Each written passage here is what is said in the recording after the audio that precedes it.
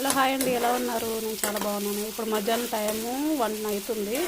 Morning బెండకాయ పులుసు పెట్టాను, మా ఆయనకు నచ్చలేదంట. మళ్ళీ ఎగ్ కర్రీ చేయమంటున్నాడు. సో నేను ఎగ్ కర్రీ కోసం అయితే నేను ఉల్లిపాయలు ఫ్రై చేసుకుంటున్నా. అది ఎలా చేసుకోవాలని చూపిస్తాను. పెద్ద పని పెట్టారనమాట మధ్యాహ్నం టైంలో. నేను చికెన్ కర్రీ చేశాను, అదే టేస్ట్ రావాలంట. సో అదే టేస్ట్లోనే ఎగ్ కర్రీ కావాలంట.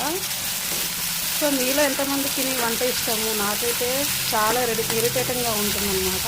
2 పూట్ల వంట చేయాలి, మళ్ళీ ఇప్పుడు 3వ పూట అనమాట. ఇది పొద్దున్న చేసిన కర్రీ నచ్చలేదంట. సేమ్ టేస్ట్లో ఎగ్ కర్రీ కావాలి నాకు, ఇప్పుడే చేయని చెప్తే అన్నారు. అంటే ఇలా చేసుకుంటున్నా. నేను దీంట్లో అయితే మసాలా వేసుకున్నాను, ఉప్పు కారం ధనియాల పొడి వేసేసుకున్నాను. సో ఆయనకే కాదండి, నాకు కూడా చికెన్ స్మెల్ అంటే చాలా ఇష్టము, నాకు కూడా తినాలనిపిస్తుంది. సో ఇందులో అయితే ఎగ్ కొట్టుకుందాం. ఇప్పుడు ఫైనల్ ఎగ్ అయితే కొట్టేసాను చూడండి. ఫైనల్గా అయిపోయింది ఎగ్ కర్రీ.